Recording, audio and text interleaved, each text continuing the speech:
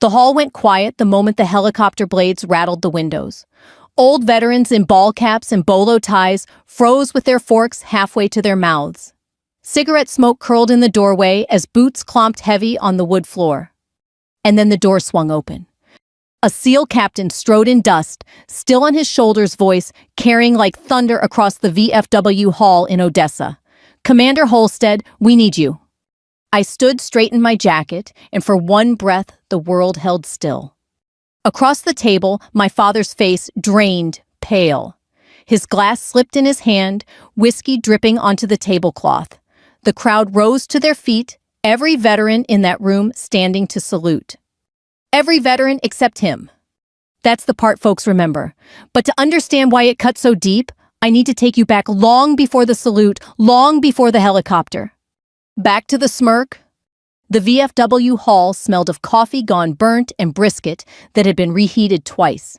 Folding chairs squeaked as people settled in, and the old wooden stage sagged under the weight of a row of American flags. It was the Veterans Gala, our little town's way of showing respect every 4th of July weekend. Odessa didn't have much oil rigs Friday night football, a Walmart that shut down too early, but when it came to veterans, folks showed up. I came in wearing my navy blues, the same uniform that had carried me across oceans into dusty camps in Afghanistan, and through years my father never cared to hear about. I thought maybe tonight he'd see me differently. But the second I walked past his table, I heard it. "Just a prop for the guys." He smirked that half grin I'd known since I was a girl. It was the smirk he used when he won an argument, when he belittled, when he reminded the world he was Colonel Frank Holstead of the 82nd Airborne, Wharton, Texas. That smirk had been my shadow, my entire life. A couple of men chuckled along, not because they agreed, but because when Frank Holstead spoke, folks tended to nod. He'd earned silver stars in Vietnam, a Purple Heart, and a reputation for being too tough to bend. Around Odessa, his word was gospel. And his gospel had no place for a daughter in uniform. I didn't answer, didn't flinch, just walked past the click of my heels, swallowed by the shuffle of plates and the rattle of ice in plastic cups. But inside, that old familiar burn crawled up my chest.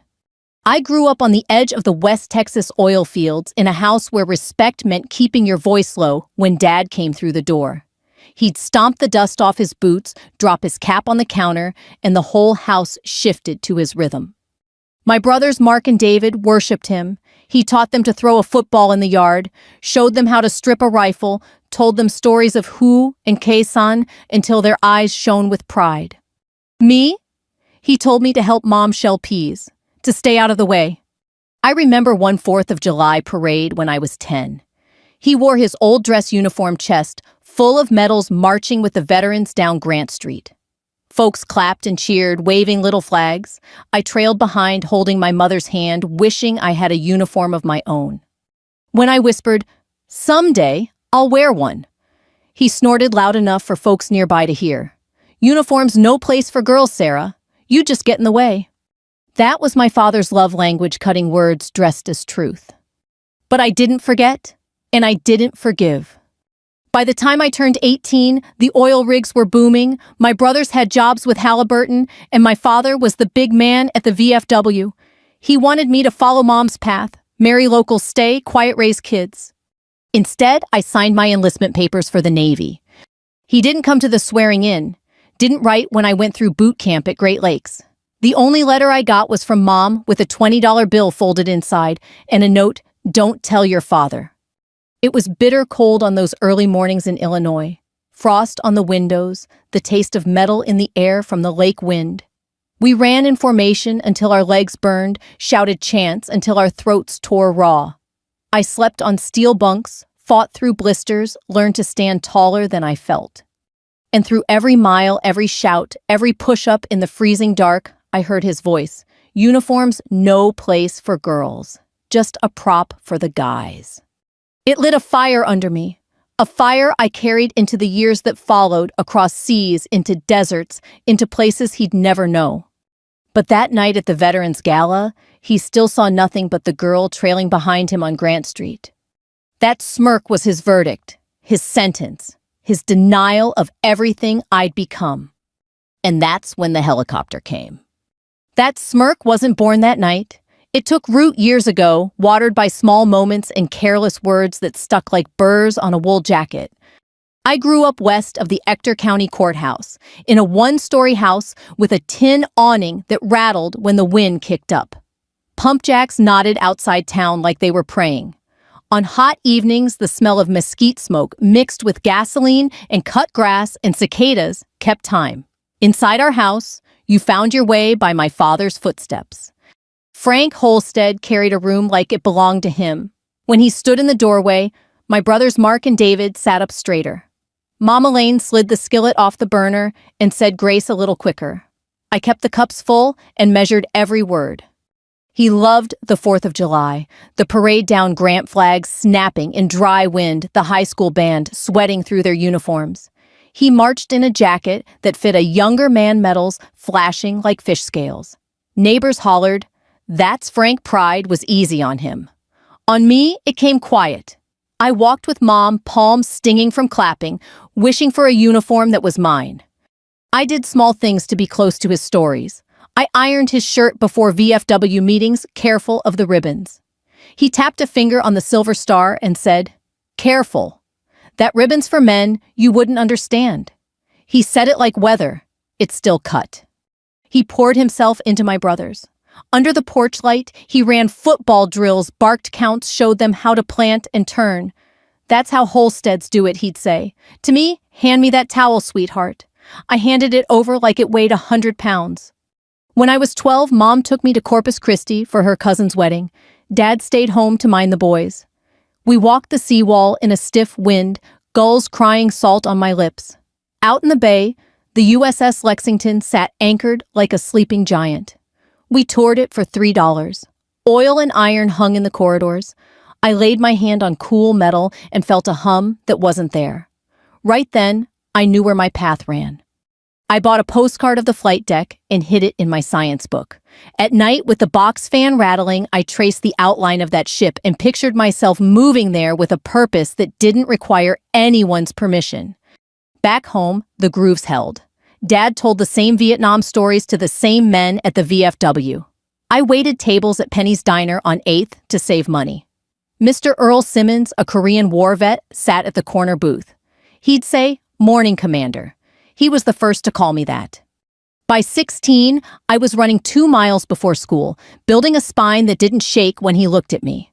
I kept Navy pamphlets folded in a shoebox under my jeans and read them like scripture. One night after dinner, I stood by the table while Dad read the Odessa American. My palms were slick. "I want to wear the uniform," I said. He didn't look up. "Uniform's no place for girls. You'll just be in the way." The words landed and kept landing. Mark snorted. David hid his smile behind a Coke. Mom fussed with the faucet. I wanted to say, a ship isn't a kitchen, that courage doesn't care about chromosomes. Instead, I nodded, went to my room and did push-ups until my arms trembled. He wasn't only hard. Some nights he opened a shoebox of photos, muddy boots, skinny boys, grinning letters from friends who didn't make it home. His voice fell into a softer register I hardly knew. Fireworks made him flinch on the 4th. Mom touched his sleeve and he'd say, "I'm fine," and swallow hard. I learned 2 truths: my father was brave and my father was wrong about me. Junior year, I joined ROTC. He called it playing soldier. When I showed him my marksman ribbon, he said, "Cute." I wore it anyway. Mr. Alvarez at the machine shop taught me to change my oil. Don't wait on a man to get you anywhere. Mrs. Gomez slid a Navy novel into my locker with a note, "To seas you haven't seen yet." Small kindnesses, stacked like bricks. Senior year, the recruiters set up a folding table in the cafeteria. Petty Officer LaGrange didn't sell me heroics. He sold me work, early morning steel decks, doing it right the first time because the second time might not come. "You want to be useful?" he asked. "We've got room for useful." I felt seen. I left a brochure on the counter on purpose. Dad thumbed it. "You going to pass out Band-Aids?" he said, smiling like it was a joke. I smiled like it was too, then tucked the brochure under my pillow and slept like I finally had a map. On my 17th birthday, I stood at the track at Permian before dawn, breath-clouding stars, low and bright. I ran till my lungs burned, then watched pink leak into the sky. The town creaked awake, diesel engines, dogs. I took out the Lexington postcard and wrote 3 lines on the back: I will go. I will serve. I will not ask permission. I didn't hate my father. I hated the fence he kept building around my life and calling it love. Maybe telling me no made his world safer, kept ghosts from walking through the door. I tried to make room for that. I also made room for me. The summer before senior year, I'd saved enough to ride the bus to the recruiter's office in Midland. The vinyl seat squeaked under me. I signed the first papers the day I turned 18. The pen left a groove. When I got home, Dad was in the yard, hosing mud off his boots. Water ran toward the gutter, carrying little rivers of West Texas dust. "I'm doing it, Dad," I said. He didn't look up. "We'll see." But I had seen. That was enough. And the clock that had been ticking inside me since the day I touched the steel skin of the Lexington finally struck. The bus pulled into Great Lakes in the dead dark, and the air off Lake Michigan knifed straight through my Texas jacket like it had a grudge. Sodium lights through long yellow pools over chain link and snow dust, and some hidden speaker barked orders in a voice that didn't need a second chance. I remember thinking, this is where the noise in my head will either stop or get louder.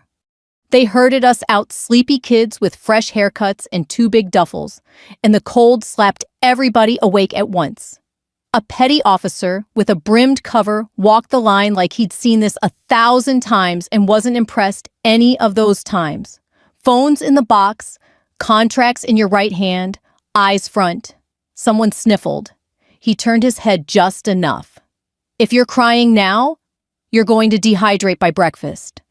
Processing days, blurred shots, hearing tests, dental x-rays forms that ask the same questions 3 ways. They shaved the edges off our old lives with a clipboard. I traded my name for a last name, shouted down a hallway. I traded my clothes for a sea bag heavy enough to tilt my hips. They gave us a ditty bag, razor soap, a toothbrush that felt like government issue even before I used it. We learned to fold underwear into rectangles that could pass inspection by a ruler. I had folded plenty of towels for my father. This folding was a different kind of prayer. Our recruit division commanders' RDCs were 3 storms in different bodies. Chief Rangel had a gravel voice that sounded like it came from under a pier. Petty Officer Kim was a machine with calves like cables and a stare that could push you back a step. Petty Officer Doyle did not yell much. He just appeared at your elbow when you least wanted him there and said, "Start again." The first night he walked the racks, stopped at my bunk, glanced at my corners. "You iron at home, Holstead?" he asked. "Yes, Petty Officer." He nodded, like he could see the life I was trying to stand up inside. "Then iron this place with your feet." Revel came before the sun had decided what to do. The compartment woke as 1 animal 40 women, swinging their legs to the deck sheets, made tight enough to bounce a coin boots, finding the exact same piece of floor. The window glass wore a thin skin of ice. Great Lakes smelled like metal and laundry steam and something sharp from the lake. When the RDCs blew in, the temperature dropped another 10 degrees, or maybe that was just fear leaving the body too fast. We learned to move as a unit on the word, not the idea of it. We learned that trays slide faster when they are clean, that mops don't argue that time is a thing you can fight and lose 12 times in a morning. Marching to chow, I felt the cadence settle into my bones. Left, left, left, right, left. Somebody started a call. Everywhere we go, and we answered, because that was the job. People want to know who we are, so we tell them the words weren't poetry, but they were warm when everything else hurt. I wrote home the first Sunday afternoon they gave us. The day room was quiet except for the scratch of cheap pens and the hiss of the radiator. I told Mom the food wasn't bad, if you ate fast, that my bunkmate from Iowa snored, that my hands already smelled like Brasso and would probably smell that way forever. I didn't write to my father. The blank where his name would have gone felt honest, in a way I hadn't earned yet. Weeks stacked like crates, swim qual in the big blue tank, firefighting lab with heat licking our cheeks while we crawled low under a cloud of fake smoke that felt too real. Line handling with rope that burned your palms if you let your mind drift even a little. We ran. We drilled. We learned where our elbows were in relation to other people's ribs.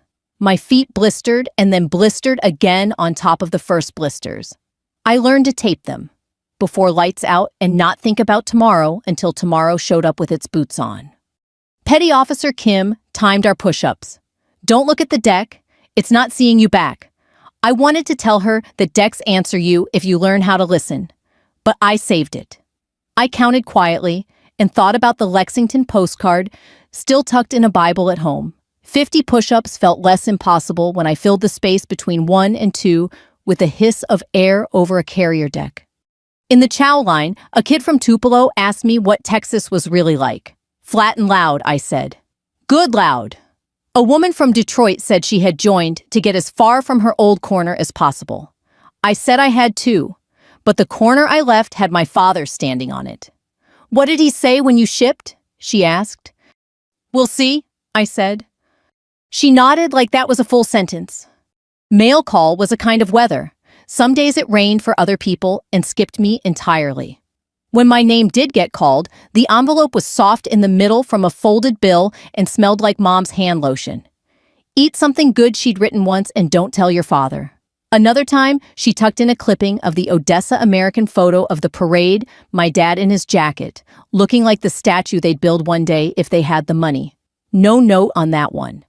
I put it back in the envelope and told myself I would throw it away. I didn't.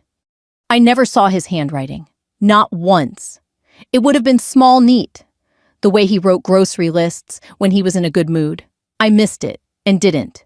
When guys in the division waved their letters and grinned, I smiled with them and pressed my palms together behind my back until I felt something like calm. We were issued our dress blues. The first time I put that jacket on, I stood in front of the mirror and didn't blink. The wool sat heavy on my shoulders. My name tape was straight my gig line, perfect. The girl from Grant Street was in there somewhere, but she didn't get a vote anymore. Petty Officer Doyle drifted up next to me in the reflection. Looks like it belongs Holstead, he said. It does, I said, surprising both of us. The day we did the confidence chamber, the line wound around the cinder block hall. A recruit in front of me whispered Hail Marys that came out as steam. Inside, the CS gas burned your eyes and taught you that panic is a choice you can refuse. I walked out snot-faced and grinning because somewhere in my chest a knot had loosened and wasn't in a hurry to tighten back. Physical readiness test came in a slap of wind sit-ups, push-ups, and that run that put the taste of pennies in your mouth. I ran with my jaw set and thought of my father counting out plays under the porch light for my brothers. At the halfway mark, Petty Officer Kim jogged alongside for a breath. Why are you here, Holstead? She said without looking at me. To be useful, I said. She nodded. Then B. Finish. I finished. I wasn't fast. I wasn't last. I was the exact kind of steady you can build a day on. Battle Stations 21 came at the end like a puzzle box. The ship-shaped building swallowed us past midnight. We fought simulated fires, stemmed a flooding compartment with shoring that flexed when we breathed wrong, carried a casualty up ladders that suddenly felt like mountains. Every scenario had a place for your hands if you put your pride down long enough to find it. When it was over, they placed a Navy ball cap in my hands, the one that meant recruit no more. The brim felt like something earned. We stood at parade rest in the pre-dawn. The lake breathed fog over the black water. Chief Rangel walked the line and spoke quiet enough that you had to lean with your hearing. You belong to something bigger than the argument you brought from home, he said. Remember that when the argument shows up in your head. It would. I knew that. But I also knew this silence had grown teeth in me, not the giving up kind, the enduring kind. The kind that waits and works and lets the day stack proof on proof. I didn't need to tell my father anything. One day, something would. We were dismissed, and I wrote Mom another letter before lights out. I told her about the lake, about the cap, about the way my hands had finally stopped shaking even when the whistle blew. I signed it, Love Sarah, and left the space under it blank. I had all the words I needed. None of them were for him. The first time I felt a ship breathe, it was the USS Baton easing off the pier in Norfolk while gulls argued over a French fry. Steel has a sound when it moves deep, impatient like an old animal shifting in its sleep. We slid past the brown water, and the cranes like awkward dinosaurs, and I stood on the weather deck with salt on my lips and a nervous flutter I pretended was hunger. Baton was a city that carried its own roads, the well deck for LCACs, and AAV's hangars for rotor blades, like folded dragonfly wings, berthing stacked with racks 3 high and curtains that didn't keep much sound in. On the mess line, you could tell time by the eggs, wet at 0500, tired at 0830, gone by 9. The air carried coffee diesel and that particular tang of paint that never really dries at sea. I learned the ship the way you learn a neighborhood. One smell, one clang, one stubborn hatch at a time. I started in supply, the place where everything either begins or ends. If it fed, fueled, or fixed anything, we touched it. Petty Officer First Class, Gaines, New Orleans drawl. Saint's tattoo showed me how the paper world attached to the real one. You'll think you're fighting forms, he said, but you're fighting time. Beat time, the mission runs. Lose, we eat cold beans. In the Gulf of Aden, 2009, the sea stretched out like a sheet slapped flat. We were a long steel argument no one wanted to have, but everyone respected. Pirates had been busy that year. Our job was presence first, then help if someone called for it. Long nights left the skin under my eyes thin. On watch, the bridge wore red lights and voices stayed low. Outside, the wind had teeth. I liked the late watches. The ship's heartbeat set a cadence you could think in. I tracked numbers that became meals and miles and sometimes relief. My hands knew the groove of the keyboard. My ears learned the different pitches of boots. Marines moved like cats. Blue shirts like drummers. Pilots like men with places to be. The first fire drill ran on a Tuesday we'd already lost count of. The alarms, ship-wide clang, banged around the bulkheads until it found your bones. This is a drill! This is a drill! Heat suits came out. We ran hoses through corridors that suddenly felt narrow. Smoke generator did its best to trick a sweet, acrid sting that grabbed your throat and asked dumb questions. I rounded a corner to find Seaman Ruiz, 19, and already apologizing with his eyes frozen with a nozzle in his hands. Eyes on me, I said. We move together. You don't have to be brave. You have to be here. He nodded once barely, and the hose found its path. At the debrief, nobody clapped. Nobody high-fived. Chief just marked our time, nodded at the clean lines on the deck and said, "Do it again." Respect comes quiet on ships. It's in who shows up to coil the hose without being asked. Mail drops felt like holidays invented to save morale. One day in August, we took on pallets while the sea slopped friendly for once. I got an envelope thick with my mother's script and a recipe for peach cobbler I could practically smell through the paper. Tucked behind it, a note. He's proud in his way. He just doesn't know how to aim it. I folded the paper back around those words like they were the only things keeping it warm. I called home when Liberty shook loose in Bahrain for a day, hot wind, brighter sun market stalls, hanging with rugs like poured paint. The USO phone crackled. Mom answered on the first ring, said my name like she'd been holding her breath. We talked about nothing. Church bake sale, Mrs. Mercier's hip, the Odessa High Band trying a new halftime show. When Dad's voice came on, the connection sharpened, like it recognized him. "How's your cruise?" he said, as if I were on the majesty of the seas. "It's a deployment, Dad." "Sure. Must be nice to see the world on the taxpayer's dime." "I'm working." "Uh-huh. Stay safe." The line popped and he was gone. He had turned into a kind of weather something you plan for but don't control. We ran drills for man overboard until our muscles did the right thing before our minds finished the sentence. We took on Marines and watched the flight deck come alive. CH-53 rotors, beating the sky down Ospreys, turning the air into a problem to be solved. You learn to keep your head on a swivel and your mouth shut around grit. Night ops looked like a distant storm, flashes, silhouettes, hand signals that said now without saying anything. I found small mercies. The ship's chapel held a piece you could hear. Chaplain McRae's sermons weren't fancy. Be where your boots are, he said one Sunday. God shows up there. I wasn't religious in any way that fit a box, but I sat in the back and let someone else tell me steady was a virtue. The day the shipboard fire stopped being a drill, we were 42 minutes from lunch. It started in a space where things had the decency to usually stay cool. Alarms stole the quiet, and the smell was wrong immediately. Oily, hot, loud. We snapped into the practice dance. Gaines barked numbers. I ran. Ruiz didn't freeze this time.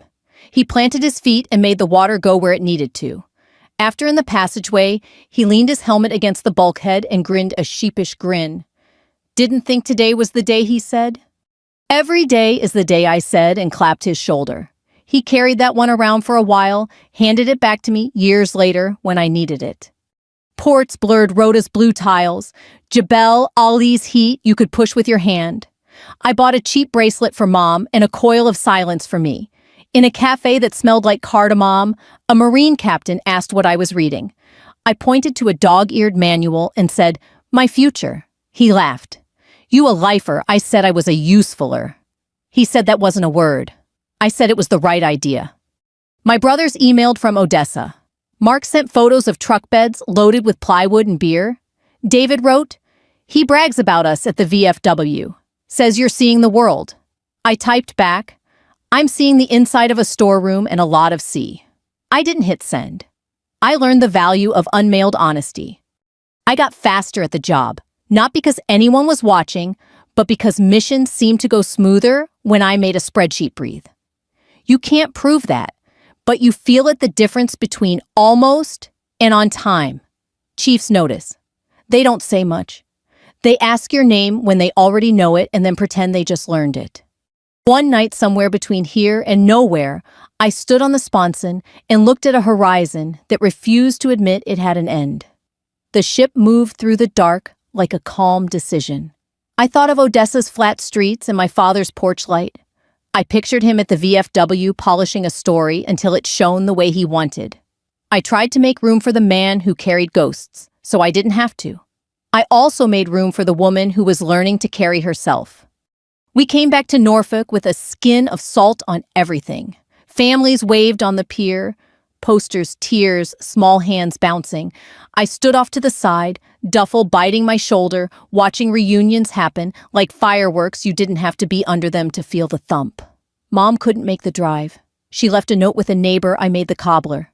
"It's in your freezer. Love, Mom." No word from him. That was all right. I hadn't returned to be seen. I had returned to refill, retrain, and head out again. By then, I understood something the lake had started teaching me: revenge, if you can call it, that works best when it looks like competence held steady over years. Not a slam of the door, a series of doors you pass through because you've earned the right. The next one was waiting with sand and noise and a convoy that would test what quiet can do under fire. Afghanistan smelled like dust and diesel, and the sky never felt finished. I landed at Camp Leatherneck in Helmand Province, with a duffel heavier than my shoulders like to admit. Marines moved around me like they already knew the map rifles angled the same way faces set. My role wasn't to carry a rifle, not officially. I was there as a logistics and intel officer, the one who made sure beans, bullets, and fuel got where they needed to. Still in Helmand, everybody carried weight. Convoys rattled out daily lines of armored MRAPs, strung across roads carved out of clay. My desk was supposed to be a tent with laptops, radios, and a coffee pot that never worked, but paperwork had a way of bleeding into real dust. If a truck didn't get fuel, men didn't get back.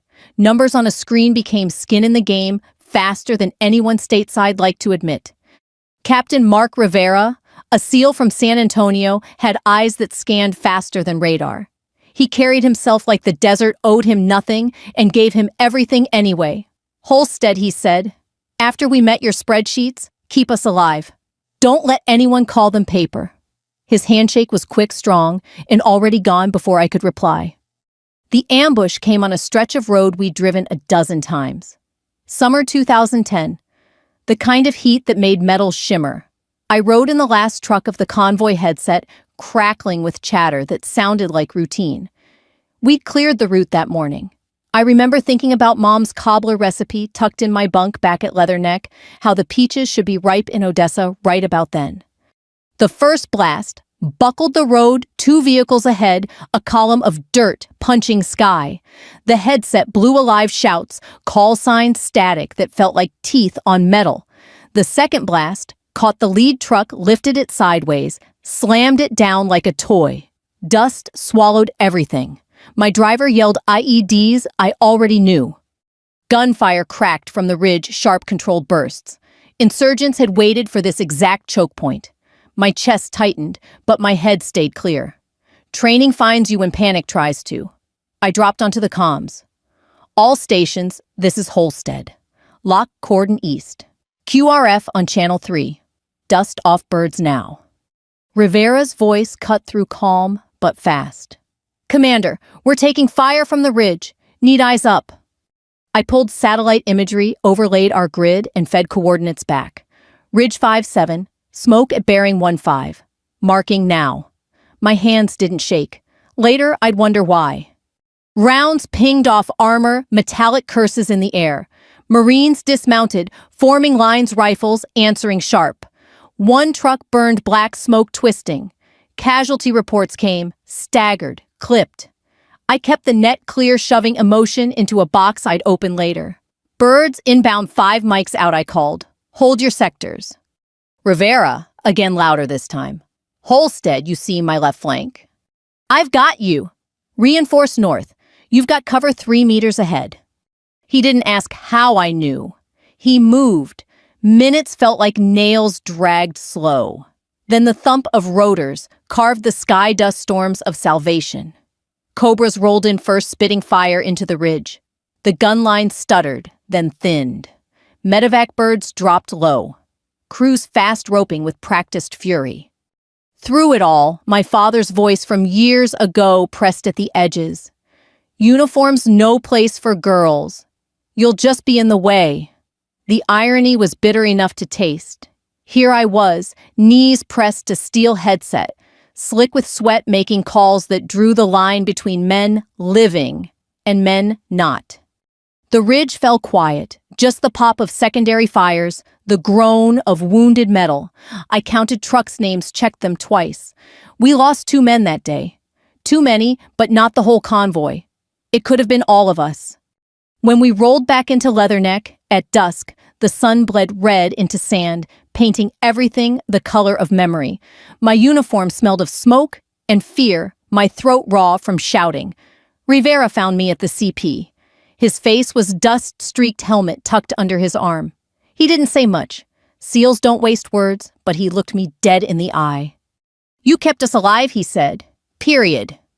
I tried to shrug it off. Just doing the job. He shook his head. Don't undersell it, Commander. We all know who called the plays. Then he walked off, leaving the weight of his words heavier than my pack. I went to my bunk that night, pulled out Mom's recipe card, the one smudged from her hands.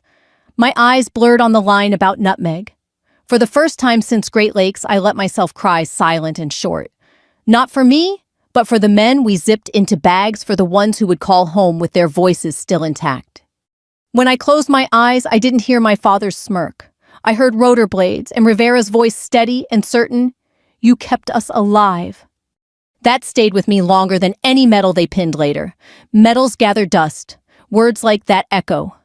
Norfolk smelled like salt and jet fuel when I stepped off the C-17. We'd been in the air so long, my boots felt like they'd fused to the deck. A band of families waited beyond the rope line, waving posters, waving babies, waving anything that caught light. Their voices carried a tide of names shouted into the hangar. I stood back, duffel cutting into my shoulder, watching the reunions burst like fireworks. That kind of joy belongs to everyone in the room, even if no one's holding a sign for you. When my turn came, I signed the clipboard, turned in my weapon, and walked into the thin Virginia sunlight. The sky was softer than Hellman's. I breathed it in like medicine. I called Mom from a payphone outside the gate, the kind with a sticky receiver and numbers rubbed half off. She answered like she'd been holding the phone all morning. Sarah, she said, and I could hear the tears she was trying to swallow. We talked about little things, her tomatoes, the neighbor's dog, the grocery store, adding a new aisle. Nothing about Afghanistan. She knew better than to ask, and I wasn't ready to answer. Dad didn't get on the line. I asked once. She hesitated. He's at the VFW, honey. Of course he was. I stayed in Norfolk a while, caught up on paperwork, work supply for the carrier group cycling in and out. I kept my head down, did my job, train new sailors. The tempo was different, but the silence inside me stayed steady. When leave opened, I bought a Greyhound ticket to Odessa. I thought maybe he'd look at me different this time. The bus rolled across Texas. Hours of flat horizon and pump jacks bowing to no one. We hit Odessa at dawn, the sky streaked orange over the refinery stacks. Mom met me at the station in her Buick. She hugged me too long, the way only mothers can. Her hair smelled like the same suave shampoo I remembered from childhood. The house hadn't changed. Same porch swing, creaking, same flag out front. Inside the recliner, where Dad held court like a general, still faced the TV. He wasn't in it yet. At supper that night, the table was heavy with brisket potatoes and hush puppies. My brothers Mark and David were there, louder than the food deserved. They'd filled out beards, sunburns, hands rough from construction work. Dad sat at the head, silver hair-clipped, neat voice, carrying like always. He asked Mark about the oil field. Running strong, Dad. Paycheck's good. He asked David about his roofing crew. We're booked solid through September. He sipped sweet tea, nodded, smiled. When the silence landed, I thought maybe he'd turn to me. He didn't. He cut another slice of brisket and said, Sarah's been seeing the world. Must be nice. I swallowed, put my fork down. It's not vacation, Dad. I've been working. He didn't look up. Paperwork's work, sure. My brothers chuckled. Not cruel, just following his lead. Mom pressed her napkin, flat eyes on her plate. I wanted to tell him about the ridge in Helmand, about Rivera's voice in my headset, about the lives counted and recounted until the number stopped changing. Instead, I said nothing. Silence was still my sharpest tool.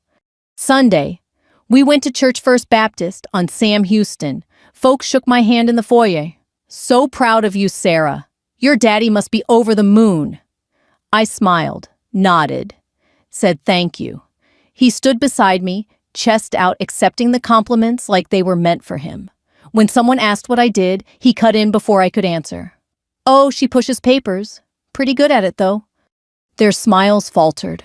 My own froze. That was the way of things. He defined the story before it left my mouth.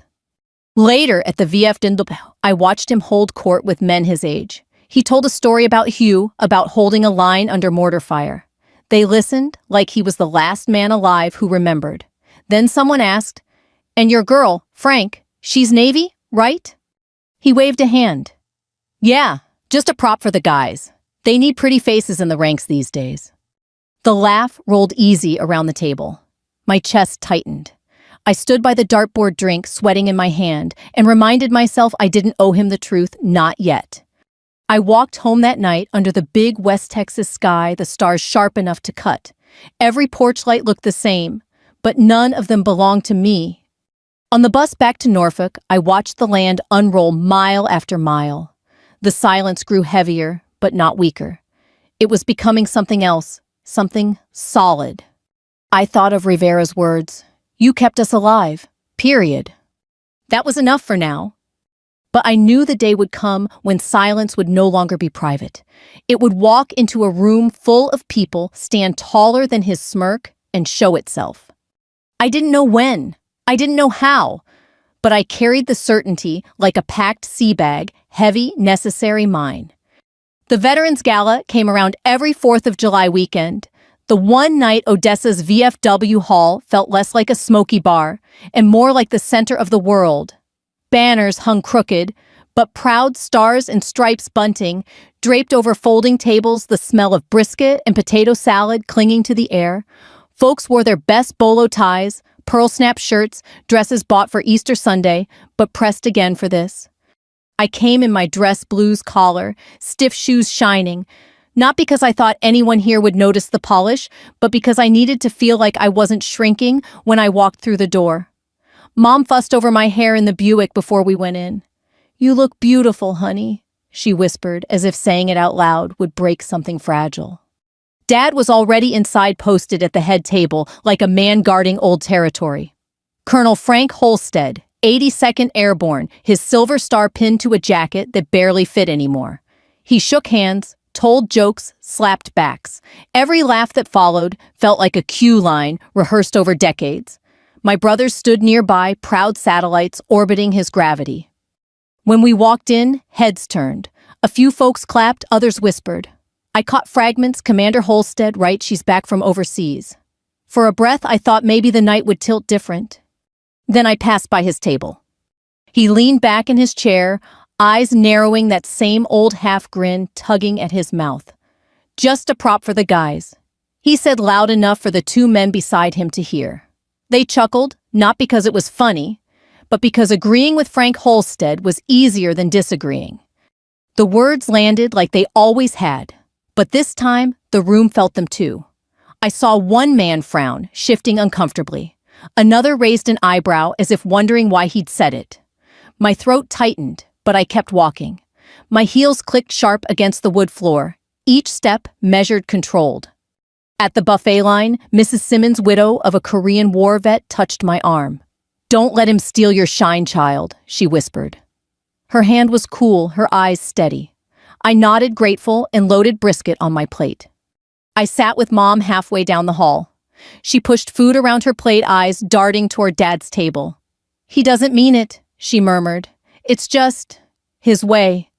His way's been the same for 30 years, I said softly, and it's always aimed the same direction. The program started Pledge of Allegiance prayer, the mayor fumbling through a speech about sacrifice. Old photos scrolled on a projector, young men with rifles, women in factory lines, faces that had built the ground we stood on. Every name drew applause. Every face deserved it. Then the microphone passed to Dad. He rose, slow, deliberate, letting the room hush for him. His voice filled the hall like it had filled our house when I was a girl. He spoke of valor, of brothers lost in Vietnam, of what it meant to carry the weight of duty. Folks nodded. Some dabbed their eyes. He was good at this, wrapping history around himself like a flag. And then he paused, eyes scanning the room, landing on me. Of course, he said, these days, they'll hand a uniform to anyone. Need a few props for the guys, I guess. He smirked, and laughter, uneasy but present, rippled across the hall. My stomach clenched. My hands gripped my knees under the table. Mom flinched, looking down. I didn't move, didn't rise, didn't answer. Not yet. Because deep inside, under the burn, under the ache, something steadier whispered, wait, your time's coming. The program rolled on awards for service plaques, for community donors, a raffle for a shotgun some rancher donated. The hum of conversation swelled as folks ate, laughed, swapped stories. Dad worked the room like he owned it, every nod a reinforcement of his legend. But under it all, I felt a different current building. Not in me, but in the air itself. The kind of stillness right before a storm decides to break. And when it did, it wouldn't be me speaking. It would be the truth walking through that door. The first tremor ran through the ceiling tiles like a distant train. It was July hot. Outside, even with the sun down, the kind of heat that makes a window unit give up. Inside the VFW hall, the air hung thick with brisket smoke, and cologne forks tapped plates, and some old Hank Williams tune wheezed from a speaker near the bar. Then the windows rattled. Someone at the back said, "What in the world?" And a kid clapped his hands over his ears. Another rumble closer. Napkins fluttered the bunting over the doorway, lifted and fell. The sound rose into a hard chop that reached right into your ribs. Helicopter. Conversation stalled. Heads swiveled. Men in ball caps leaned toward the glass like they might see through 50 years, and a layer of grime if they squinted hard enough. I stayed seated, spine straight, hands folded around the cool edge of my plate. My pulse kicked once, then found the slow beat I trusted. The doors blew open on a gust that tasted like dust and jet fuel. A man filled the frame, tall, squared cover tucked under one arm, sand on his shoulders, like he'd carried the desert in with him. The hall took a breath and held it. Commander Holstead. His voice cut clean across the clatter and stopped it. We need you. Now. Mark Rivera. San Antonio drawl riding under navy steel. I hadn't seen him since leatherneck dust on his face, 2 fingers tapping my shoulder as if to say, "Don't forget what you did here." In Odessa, he looked like a verdict. Chairs scraped back. Folks craned. The mayor blinked, mouth open, as if someone had skipped his place in the program. Dad at the head table went very still. His fingers slid on his glass. The ice clinked against the side with a sound that felt too loud. He put the glass down and missed the edge by an inch. Whiskey bled into the white tablecloth, a stain spreading like a map. For a second, I didn't move. Not because I doubted what to do, but because the room was changing shape, and I wanted to feel it happen. You can tell when a ship turns by the way your feet adjust before your brain does. This was that. I pushed back my chair and stood. My knees didn't wobble. The meat of the moment wasn't in standing. It was in how I stood, deliberate, unhurried, the same way I'd stood when a convoy counted on my voice. I smoothed my jacket, felt the weight of the buttons, and stepped into the aisle. Rivera was already moving toward me, boots thumping a steady rhythm on the wood. People leaned away to make a path the way they do when water finds the low place. He stopped 2 steps short, gave me that quick nod that means we're on the same side of the problem. Up close, I could see lines of travel around his eyes, and a day's stubble he hadn't had time to bother with. "I tried your phone," he said low enough that it was for me alone. "Would have sent the entire jag if I could have. We've got a birds and fuel snarl in Norfolk and numbers I trust with our skins. I need your hands, Commander." My phone was zipped in my purse beside a packet of breath mints and a grocery receipt Mom insisted I keep for couponing. I didn't ask how he found me. If you do the kind of work that matters, the Navy finds you where you are. Behind me, chairs squeaked. The hall was not quiet. It was listening. I could feel the shape of Dad's stare on the side of my face. It used to make me smaller. It wasn't doing that tonight. "Understood," I said. "Give me 60 seconds. 30, Rivera said not unkindly. I turned to Mom. She was already on her feet, one hand at her throat, the other on the back of her chair, like it could steady the rest of her. "Go," she whispered. Tears stood in the corners of her eyes but didn't fall. "I knew it'd be you." I nodded. I didn't look at my father yet. I wasn't avoiding him, so much as refusing to let him have the first frame of this picture. My brothers stood side by side, eyes wide, chins lifted like they were expecting a punch. Mark's lips parted a question that didn't find its words. David took his cap off and held it against his chest without seeming to realize. I stepped out into the open between the tables and the small stage where the mayor had kept his note cards. The floorboards under me had a little give. You can feel that kind of give in a ship's deck, too, wood or steel, all of it humans asking the world to hold them for a minute longer. Rivera adjusted his cover, slid it on. He didn't salute indoors, no cover required, but his shoulders did something that might have been more honest than a salute. The hall watched every inch of it. "Commander Holstead," he said, "for the room this time, not just me. We're wheels up in 5. We need your head on a problem only you have the map for." If he'd said it flowery, it would have cheapened it. He just spoke it plain. West Texas respects plain. I didn't give a speech. I didn't owe one. I set my purse on the mayor's podium, took out my keys, slid them into Mom's palm.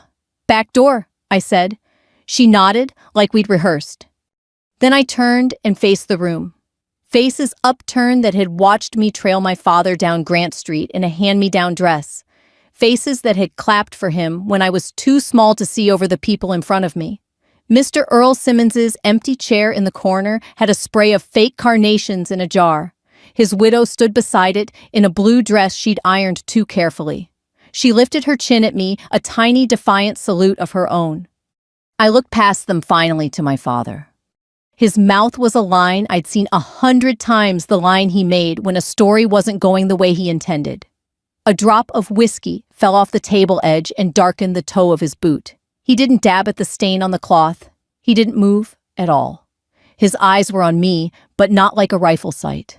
More like a man realizing the ground wasn't as flat as he'd been walking on all these years. I held his gaze for one breath, then let it go. This night wasn't a verdict rendered by him or about him. It wasn't revenge in the storybook sense. It was a door being opened by something bigger than both of us. Then the room stood. It wasn't all at once. It was a ripple, a pew-to-pew church kind of rising. First the old men who had to brace a hand on the table, then the ones with canes. Younger folks followed all at once, remembering they were in a hall for veterans, and that sometimes the right thing is obvious. A couple of teenagers in leather jackets looked at everyone else and scrambled up cheeks pink. Hats came off hands, went to brows, fingers found seams. The air shifted as if it finally had enough room in it. I didn't cry. Not because I was trying to be hard, but because the moment didn't require tears. It required presence. Rivera stepped half aside, as if to say after you. I moved forward, and the tide made space chairs, pushed in voices, gone to a hush that felt like weather after a front. Phones slipped out of pockets, a few flashes popped, but mostly people just watched, with their hands held where a salute lives when you're not using it. Dad did not stand. His eyes blinked once slow. Mark, my brother, touched his arm. He didn't move. David whispered something I couldn't hear. He didn't move. The world had shifted under him, and he was testing whether staying put might put it back where it had been. It didn't. I passed within 2 feet of his chair. The whiff of whiskey and Old Spice and the house I grew up in hit me like a memory you didn't ask for. I could have stopped. I could have said any number of things, some kind, some not. I didn't. Because sometimes the truest sentence is your boots on a floor moving toward work that needs doing. We hit the door, and the July heat leaned in close. Outside, rotor wash tore at the gravel and lifted paper plates that had escaped the trash. The helicopter thumped at the field's edge door's open crew chief, giving us the kind of wave that says everything without one wasted word. I climbed in. Rivera followed. The crew chief hammered the latch home, gave a thumbs up. Through the open hall doors, I saw the movement inside settle into a single picture, a room on its feet, faces, bright hands, still at brows. And at the head table, the one man sitting. The helo lifted light as a promise, and Odessa shrank the way towns do when seen from the perspective of the work ahead. I put on the headset. Rivera pointed at a folder strapped to the bulkhead, mouthed, "Fuel math's a mess." I nodded, pulled the strap, and opened to a page I understood. When the ground fell away, something else did too.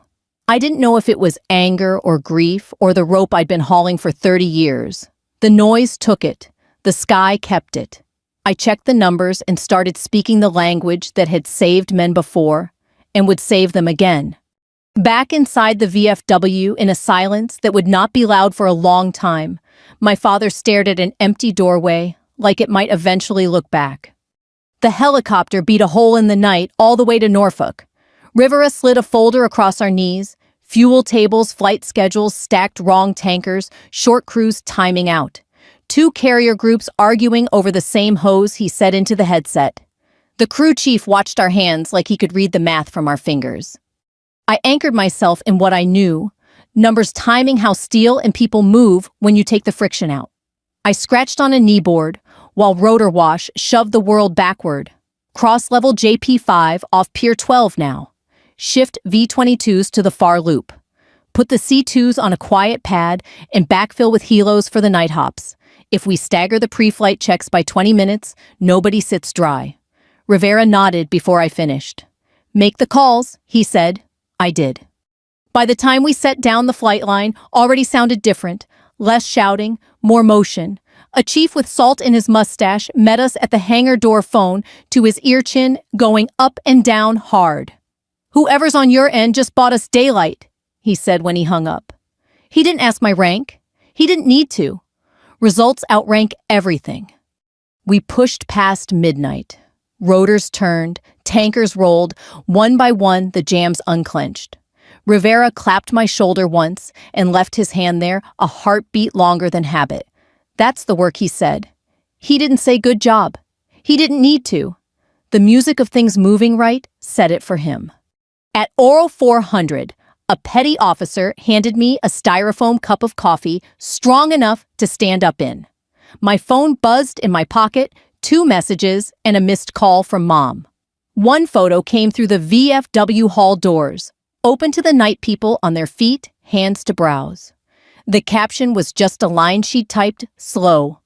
They stood so long, the coffee went cold. The second photo was the head table. You could see the stain on the cloth where the whiskey had bled. You could see my father's boot.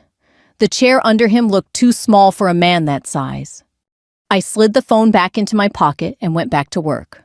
Morning burned off the fog over the river. By noon, the logjam was a memory we didn't trust yet. That's the thing about crises. They leave echoes that make you look over your shoulder for a while.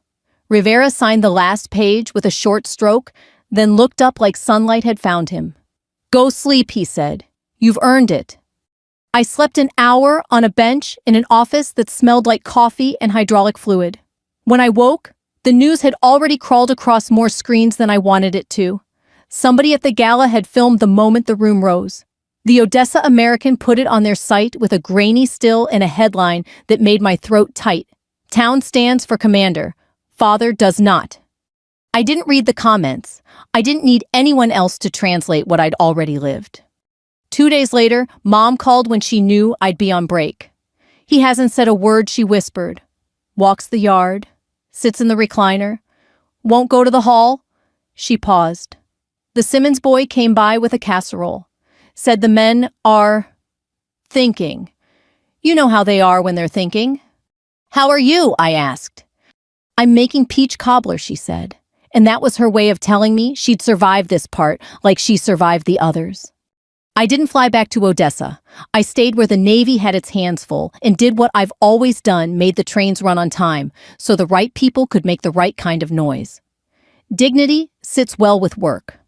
Weeks later, an envelope came through official channels with a dry citation that didn't capture anything that mattered, phrases about exceptional coordination under pressure lines that belong in binders. I folded it once and put it in my locker behind the packet of Mom's recipes. Paper has a place. So do memories that don't ask for framing. In September, I took leave and drove west alone. The land flattened out and the sky got bigger with every mile. Odessa waited like a stubborn old friend. The VFW sign clicked and buzzed over an empty lot at noon. I parked in front of our house and sat there until the engine ticked itself quiet. Dad was on the porch. He looked like a man reckoning with an unpaid bill. He didn't stand. He nodded at the chair next to him like truce. I sat. We watched a mail truck crawl by. Somewhere a dog barked twice and changed its mind. The porch boards had the same give they'd always had. He cleared his throat. You busy? He asked. Most days, I said. He nodded. His hands, knuckled and scarred, lay flat on his knees. I was wrong, he said finally. It came out like a bolt that hadn't turned in a long time. He didn't dress it up. He didn't say sorry. He said wrong. And the word landed with more weight than any apology could have carried from him. We sat in that air a while, letting the word do its work. He reached under his chair and set a shoebox on the rail between us. Inside were the photographs I'd grown up with, boys in jungle greens, faces open, and too young a wedding picture where he and Mom both looked like they had time to spend a telegram with a crease I'd traced as a child. On top, he'd placed the Lexington postcard I'd bought in Corpus, the one I thought I'd hidden well enough. Found that cleaning out your closet, he said. Figured you'd want it back. I do, I said, and didn't try to keep the crack out of my voice. He stared at the yard like it had a map only he could see. When that man walked in the hall, he said, I thought he stopped, tried again. I didn't think you were the person the room stood for. He breathed out through his nose. Turns out the room was smarter than me. I didn't reach for his hand. He didn't reach for mine. We let the space between us stay the right size. I won't ask you to stand, I said finally. Not for me. Not now. Not ever. He nodded, eyes shining just enough to make me look at the street. You don't have to, he said. The standing's done. We sat until the sun slid behind the cottonwoods and the porch light came on by itself. When I rose to go, he cleared his throat again. Commander, he said, and the title sounded strange and correct coming out of him. Keep doing what you do. That's the plan, I said. Mom hugged me at the door and slipped a warm foil pan into my hands. Peach cobbler, of course. On the counter, a clipping from the Odessa American lay under a magnet shaped like Texas. Someone had circled the headline in blue pen. I didn't ask who. Back in Norfolk, I pinned the postcard above my rack where I'd see it when I laced my boots. I kept working. A war doesn't stop for one good night in a VFW hall. Neither does a life. The story folks in Odessa told changed a little, and that was enough. The last part, the private part between a daughter and a father, kept on in its slow, stubborn way, like a pump jack bowing to earth and pulling up what it can. People sometimes ask if I ever said anything to him about that night. I tell them the truth, I didn't have to. A whole town said it better than I ever could. Crowd stood, blood sat. That was the sentence we both had to learn to live in. If you're listening to this, with someone in mind, a daughter, a son, a friend who's worn a uniform or carried your hope, do me a favor. Tell them while they can hear it that the work they do counts. And if this story felt like your town, your hall, your porch, I'd be grateful if you shared it with someone who needs the reminder. If you want more stories like this, quiet, steady, a little salt, and a lot of truth, stick around with us.